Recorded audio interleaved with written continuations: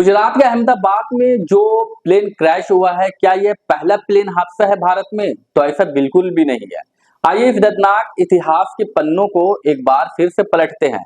16 अगस्त 1991 को मणिपुर के इंफाल के पास इंडियन एयरलाइंस की फ्लाइट संख्या 257 दुर्घटनाग्रस्त हो गई थी, जिसमें 69 लोगों की मौत हुई थी।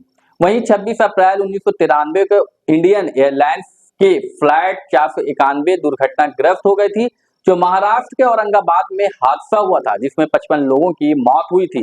12 अक्टूबर 1976 को इंडियन एयरलाइंस के फ्लाइट संख्या 171 मुंबई के पास हादसे का शिकार हो गई थी, जिसमें इंजन फेल हो गया था और विमान पर सवार 95 लोगों की मौत हो गई थी।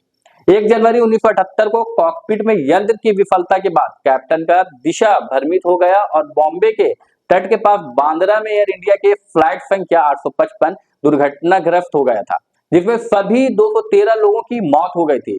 19 अक्टूबर 1988 को भी एक ऐसा ही दर्दनाक हादसा हुआ, जिसमें लगभग 130 लोगों की मौत हो गई थी। पायलट की गलती के कारण यह फ्लाइट अहमदाबाद एयरपोर्ट पर लैंडिंग के वक्त दुर्घटनाग्रस्त हो गया था। इसी तरह इंडियन एयरलाइंस की फ्लाइट संख्या 605 14 फरवरी 1990 को बेंगलुरु में लैंडिंग के वक्त एयरपोर्ट पर ही दुर्घटना का शिकार हो गई थी, जिसमें 92 लोगों की मौत हो गई थी। KLM लॉकहीड कॉन्स्टेलेशन विमान घाटकोबर के पास 12 जुलाई 1949 को हादसा हुआ था, जिसमें 45 लोगों की मौत हो गई थी, जिसमें 35 यात्री और 10 चालक दल थे। और भी कई सारे मामले हैं जिसे बताना मुश्किल है। क्या केवल रेल हादसा ही चर्चा का विषय है? क्यों संबंधित मंत्रालय इन मामलों में संज्ञान नहीं ले रही है? क्या लोगों का सफर यूं ही आखिरी सफर बनता रहेगा?